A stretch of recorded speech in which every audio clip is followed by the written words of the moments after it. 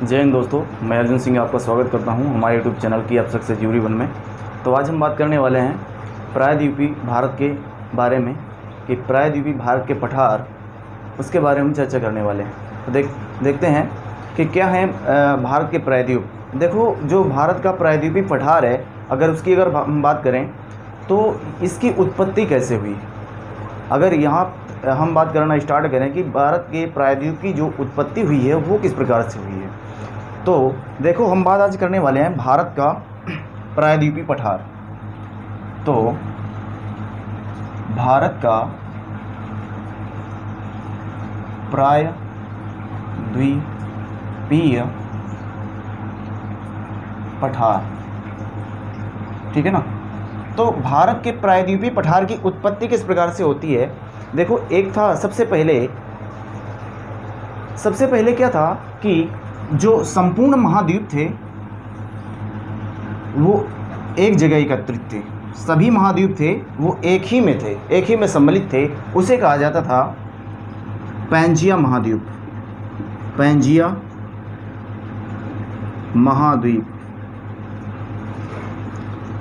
महाद्वीप। और ये जो सभी था, इधर जितना भी जल था इसे पैथालास सागर कहा जाता था, ठीक है। पैथालास सागर के नाम से जाना जाता था और पैंजिया महाद्वीप था। तो देखो हुआ क्या, 200 मिलियन वर्ष पहले क्या हुआ कि ताप और दाब के कारण ये डिवाइड हो गए, ठीक है। दो भागों में डिवाइड हो गए। ये दो भागों में डिवाइड हो जाते हैं। कौन?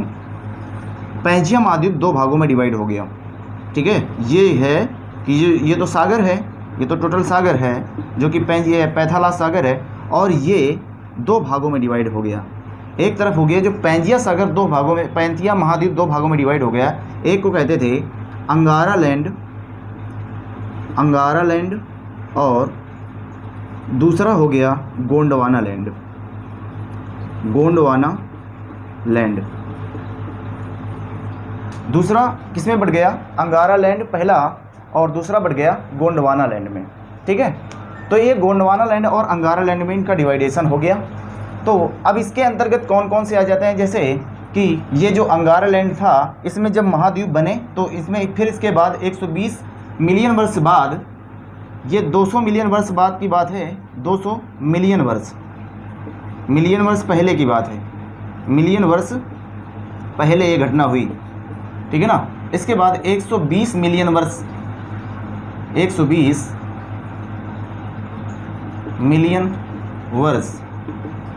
पहले ये घटना हुई। कौन?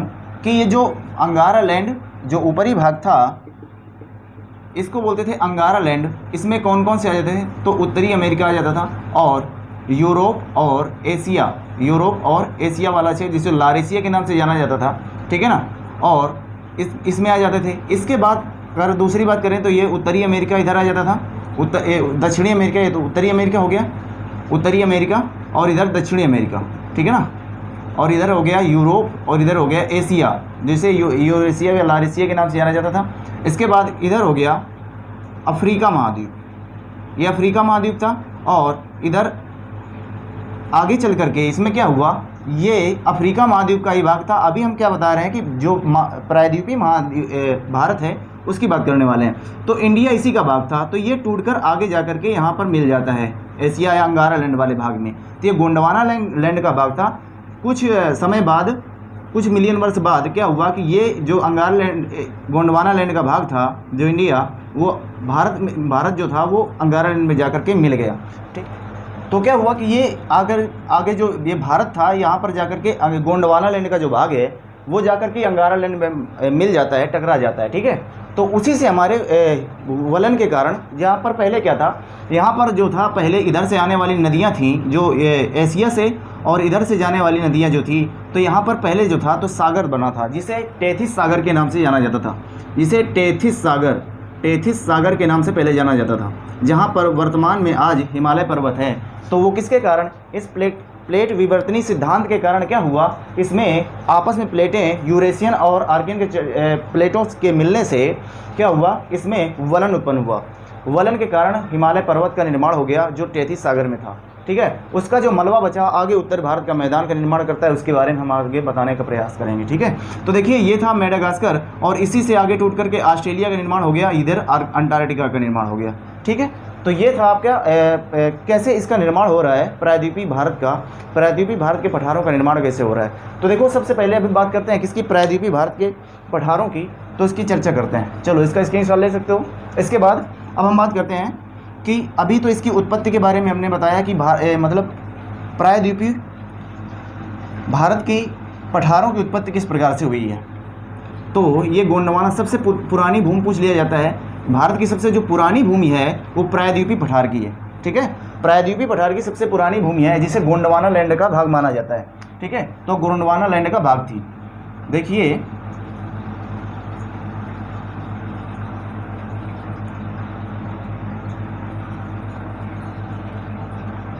अब हम भारत के प्रायद्वीपीय पठार की बात करते हैं। ये कुछ इस तरह से फैला हुआ है प्रायद्वीपीय भारत का पठार। ठीक है, तो हमने क्या बताया कि जो इंडिया था वो पहले त्रिभुजाकार था। ठीक है ना, तो आगे जाकर के जब उसमें मिला था अंगारा लैंड में, तब इसका वलन का निर्माण हुआ, जिसे हिमालय पर्वत का निर्माण हुआ। इसी का जो भाग हुआ सबसे पुराना वाला, उसे गोंडवाना लैंड का भाग कहा जाता है, जो कि प्रायद्वीपीय भारत का भाग था। ठीक है, अब देखो प्रायद्वीपीय भारत के पठार की अब हम बात करते हैं, तो यहाँ देखो विंध्य पर्वत श्रेणी पड़ेगी, विंध्य पर्वत श्रेणी। तो विंध्य पर्वत श्रेणी के पास से यहाँ पर एक नदी है जिसका नाम है नर्मदा। अब ये नर्मदा नदी क्या करेगी, इसको दो भागों में डिवाइड कर देती है, ऊपरी वाला भाग और दक्षिणी वाला भाग। दक्षिणी वाले भाग को दक्कन का पठार, ये जो टोटल है इसको दक्कन का पठार कहा जाता है। तो प्रायद्वीपीय भारत का सबसे बड़ा पठार जो है वो प्रायद्वीपीय पठार का सबसे बड़ा पठार है, तो वो क्या कौन है, दूसरा दक्कन का पठार। ये दक्कन का पठार प्रायद्वीपीय पठार का सबसे बड़ा वाला हिस्सा है। इसमें कौन कौन से पठार पाए जाते हैं, तो विंध्य पर्वत से के पास से एक नर्मदा नदी निकलेगी अमरकंटक से। ठीक है, तो इसे नर्मदा नदी के ये दो भागों में प्रायद्वीपीय पठार को बांट देती है, जिसको ऊपर वाला क्षेत्र जो है, जैसे यहाँ पे विंध्य पर्वत श्रेणियाँ हैं, ये विंध्य पर्वत श्रेणियाँ हो गई। ठीक है, तो यहाँ पर जैसे एक श्रेणी पाई जाएगी, जैसे सतपुड़ा श्रेणी है, सतपुड़ा, ठीक है ना, और महादेव और मैकाल श्रेणी, ये यहाँ पर मैकाल श्रेणियाँ हैं, ये विंध्य पर्वत की श्रेणियाँ पाई जाती हैं। ठीक है ना, तो इसके नीचे वाला जो पठार है उसे दक्कन का पठार कहते हैं। किसका, दक्कन का पठार। और इससे ये जहाँ जहाँ पर फैला है, जिस जिस राज्य में अलग अलग फैला हुआ है, तो उसको अलग नाम से जाना जाएगा। वास्तव में ये दक्कन का ही पठार है, इसको पूर्व में किस नाम से जाना जाएगा, पश्चिम में, दक्षिण में किस नाम से जाना जाता है, ये अलग अलग चीज़ें हैं। तो देखिए अब इस दक्कन के पठार को, जैसे अभी हमने बताया कौन है, सतपुड़ा और महादेव, ये मैकाल की पहाड़ियाँ इसी पर्वत से, मतलब ये विंध्य पर्वत श्रेणियाँ का भाग होती हैं। ठीक है, तो यहाँ पर जो ये महाराष्ट्र वाला जो क्षेत्र होगा, अब इसको थोड़ा सा मिटाएंगे हम। देखिए इधर जो क्षेत्र पाया जाएगा, ये क्या है, ये तो गुजरात हो गया, इधर ये गुजरात है। ठीक है ना, और इसके नीचे अभी हम बात करते हैं, तो ये तो थी नर्मदा नदी, इसको दो भागों में डिवाइड कर देती है। ठीक है, तो ये जो इधर वाला क्षेत्र पाया जाएगा, ये महाराष्ट्र हो गया, महाराष्ट्र, और महाराष्ट्र वाला क्षेत्र हो गया, ये मध्य प्रदेश वाला क्षेत्र है, ऊपर जाकर के मध्य प्रदेश, और ये महाराष्ट्र हो गया, ये मध्य प्रदेश, और इधर छत्तीसगढ़। ठीक है, और इधर क्या है, झारखंड वाला क्षेत्र, छत्तीसगढ़, फिर इधर आंध्र प्रदेश, और इधर पाया जाएगा आपका तेलंगाना। ठीक है, और ये होगा कर्नाटक। ठीक है, और इधर हो जाएगा आपका केरल, और ये होगा तमिलनाडु। ठीक है, इस प्रकार से। तो ये है, तो इनको जहाँ पर फैला होगा क्षेत्र, तो वहाँ पर ये दक्कन का जो पठार है टोटल कहाँ कहाँ पर फैला हुआ है, तो दक्कन के पठार जो है कि ये महाराष्ट्र में ज़्यादातर इसका भाग है। तो इसे महाराष्ट्र को पहले विदर्भ के नाम से जाना जाता, तो विदर्भ में फैला हुआ था, फैला हुआ है अभी भी विदर्भ। तो विदर्भ का जो पठार है, इसे विदर्भ के पठार के नाम से जाना जाता है। ठीक है, इसको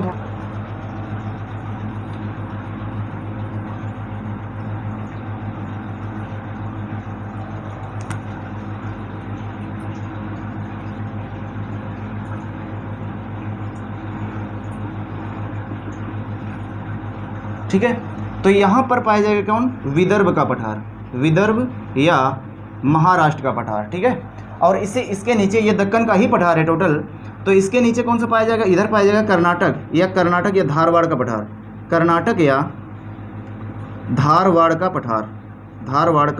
पठार, ठीक है, कर्नाटक या धारवाड़ का पठार यहाँ पर पाया जाएगा। इसके बगल में पाया जाता है तेलंगाना या आंध्र प्रदेश का पठार। ये कर्नाटक या धारवाड़ का पठार हो गया, ये तेलंगाना या आंध्र प्रदेश का पठार हो गया, तेलंगाना या आंध्र प्रदेश का पठार।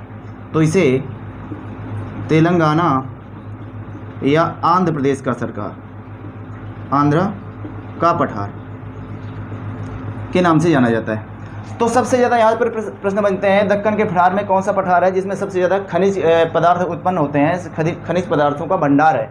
जैसे तो यहाँ पर आगे धारवाड़ का पठार, इसमें सबसे ज़्यादा खनिज पाया जाता है। इसके बाद आगे अगर बात करेंगे छत्तीसगढ़ वाला जो क्षेत्र है, तो इसे किस नाम से जाना जाता है, तो छत्तीसगढ़ वाला जो क्षेत्र है इसे किस पठार के नाम से जाना जाता है, तो ये है दंडकारण्य या बस्तर का पठार, बस्तर या इसको बोलते हैं दंडकारण्य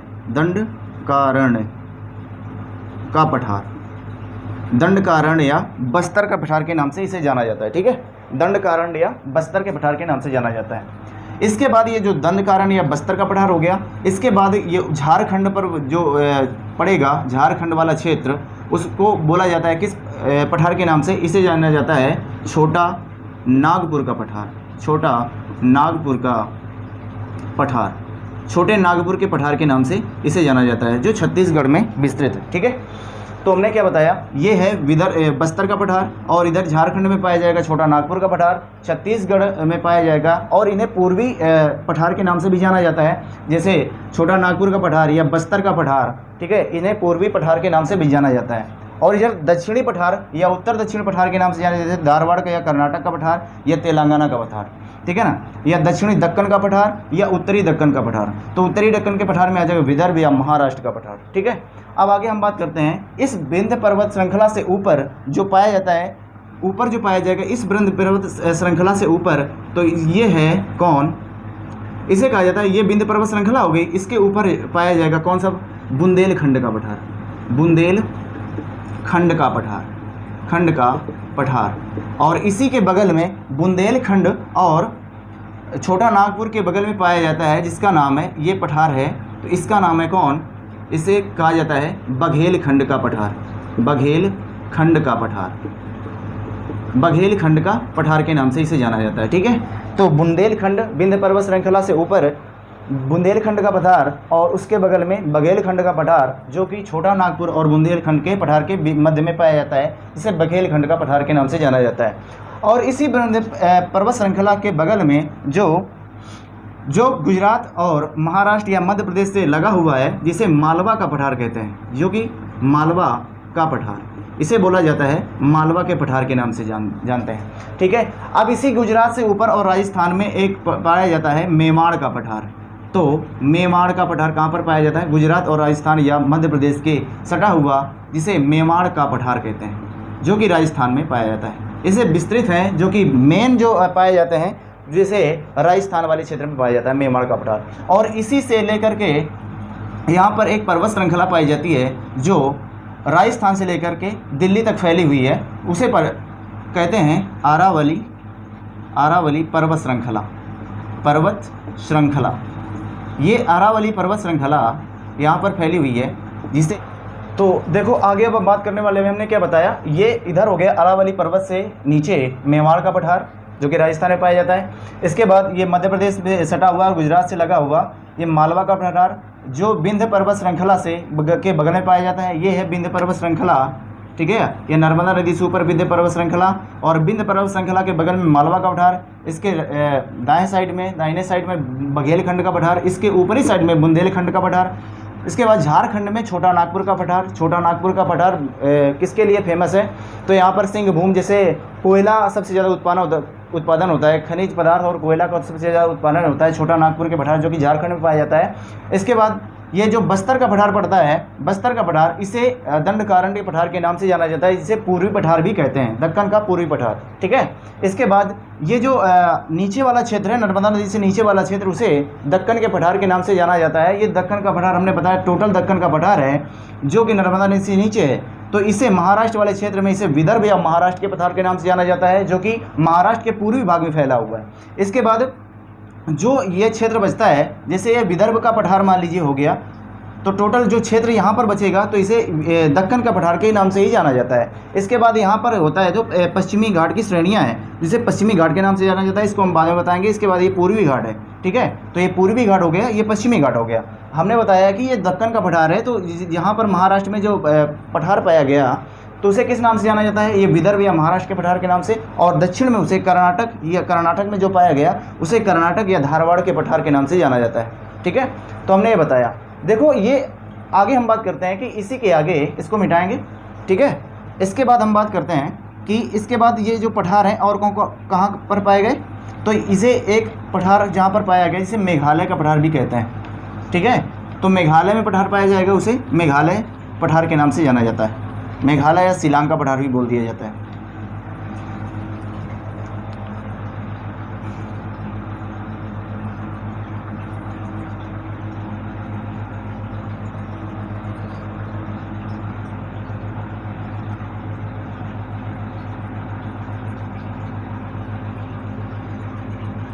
यहाँ पर पड़ेगा क्या, मेघालय, तो ये मेघालय का पठार हो जाएगा, मेघालय का पठार। तो यहाँ पर मेघालय का पठार। देखो फिर से समझ लो कि पठार किसे कहते हैं। अभी हम क्या है कि पठार किसे कहते हैं। पठार क्या होता है कि जो इस तरह से फैली हुई भूमि ऊंचाई पर होते हैं, जो कि 1000 से ऊंचाई पर पाए जाते हैं, उन्हें पठार कहते हैं, ठीक है। और मान लो कि ये 1000 की ऊंचाई पर जो पहाड़ पाए गए उन्हें हम पठार के नाम से जाना जाता है। तो ये हो गए पठार, ठीक है, जो कि ऊपर का जो सतह होती है इनके मैदानी होती है, वो क्या होती है, समतल होती है। जिसे और 1000 मीटर की ऊंचाई पर जो पाए जाएंगे तो उन्हें हम क्या बोलते हैं कि ये पठार होते हैं, ये ऊपर से समतल होते हैं, ठीक है। तो यहाँ पर मैदान नहीं पाए जाते हैं, इन्हें ये मतलब समतल होते हैं, इतने बड़े मैदान नहीं पाए जाते हैं क्योंकि सपाट होते हैं, तो इन्हें पठार के नाम से जाना जाता है। दूसरी बात यह है कि अगर कुछ भी क्षेत्र इनका डाउन हो जाता है तो उन्हें मैदान बोल दिया जाता है, तो ये हो जाते हैं मैदान, ठीक है ना। और पर्वत किसे कहते हैं कि पर्वत धरातल से ऊपर उठी हुई संरचना वो होती है जैसे 1000 मीटर से ऊपर तक पाए जाते हैं जिनमें चोटी का निर्माण होता है, ठीक है, जो नुकीले होते हैं, पिरामिड साइज के होते हैं, उन्हें हम बोलते हैं पर्वत। और इसी से जो नीचे पाए जाते हैं, मतलब इसी पठार से जो नीचे पाए जाएंगे नुकीले होंगे, उन्हें हम बोल देते हैं पहाड़, ठीक है। तो पहाड़ और पर्वत में अंतर समझ में आया होगा कि पहाड़ किसे कहते हैं और पर्वत किसे कहते हैं। अब समझिए, देखिए यहाँ पर हमने बताया कि मेघालय का पठार हो गया, तो हमने सभी पठार बता दिए। इधर हो गया आपका मेवाड़ का पठार, ठीक है, राजस्थान में पाया गया। ये विंध्य पर्वत श्रृंखला से ऊपर हो गया, विंध्य पर्वत श्रृंखला से ऊपर हो गया आपका बुंदेलखंड का पठार, और इसके बगल में हो गया मालवा का पठार, और इसके बगल में हो गया इधर बघेलखंड पर का पठार, और इधर झारखंड में पाया गया क्या, तो झारखंड में पाया जाएगा आपका कौन सा, छोटा नागपुर का पठार। और इधर नीचे छत्तीसगढ़ में आ जाओगे तो इधर हो गया बस्तर या दंडकारण्य का पठार, और इधर महाराष्ट्र में आ जाओगे तो इधर हो गया विदर्भ या महाराष्ट्र का पठार, और इधर नीचे आ जाओगे तेलंगाना और आंध्र प्रदेश का पठार, और इधर नीचे कर्नाटक में आ जाओगे तो उसे बोलते हैं कर्नाटक या धारवाड़ का पठार, ठीक है। तो हमने सभी पठार के बारे में आपको बताया है, ठीक है। तो देखो इसमें हमने आपको सभी पठार बता दिए। तो सबसे ज़्यादा खनिज पदार्थ किस में पाए जाते हैं, कौन से पठार में पाए जाते हैं, तो सबसे ज़्यादा खनिज पदार्थ पाए जाते हैं वो धारवाड़ के पठार पर पाए जाते हैं। कोयला सबसे ज़्यादा कहाँ पर पाया जाता है, तो छोटा नागपुर के पठार में पाया जाता है। पर्वत और पहाड़ में क्या अंतर होता है, जो 1000 मीटर की ऊंचाई पर होते हैं या उससे अधिक होते हैं तो उन्हें हम बोलते हैं पठार। ये आगे मतलब ऊपर का जो सिरा होता है इनका थोड़ा सा समतल होता है, ये चोटी नुमा नहीं होते हैं, और इसी के नीचे जो कुछ सतह पाई जाती है उन्हें हम मैदान के रूप दे देते हैं, उन्हें हम मैदान के नाम से जानते हैं। और पर्वत किसे कहते हैं, जो 1000 या 1000 से ऊपर पाए जाते हैं तो उन्हें क्या बोलते हैं, 1000 मीटर से ऊपर पाए जाते हैं उन्हें पर्वत कहते हैं। और ये पिरामिड साइज़ के होते हैं, नुकीले होते हैं, चोटी का निर्माण करते हैं, उन्हें बोलते हैं पर्वत, ठीक है। शायद ये आपको समझ में आया होगा। तो आगे देखो हम बात करते हैं। तो देखिए ये हमने आपको बताया क्या, पठारों के बारे में। तो भारत का प्रायद्वीपीय पठार के जितने भी पठार हैं इसमें हमने आपको लोकेशन बता दी कौन कहाँ पर स्थित है। इसके बाद हम बात करेंगे आगे कि पश्चिमी घाट के पर्वत और पहाड़ियाँ कौन कौन सी हैं, ठीक है। तो आगे हम पूर्वी घाट और पश्चिमी घाट के बारे में आपको बताने का प्रयास करेंगे। तो देखिए इस क्लास में हमने आपको बताया प्रायद्वीपीय पठार के बारे में, भारत के जो प्रायद्वीपीय पठार थे उसके बारे में आपको बताने का प्रयास किया है। इसके बाद हम दूसरी क्लास में आपको आगे जो क्लास होगी उसमें हम आपको बताएंगे पश्चिमी घाट और पूर्वी घाट क्या होता है। तो इसको देखने के लिए आप चैनल को सब्सक्राइब कीजिए, लाइक करें और कमेंट करें। धन्यवाद।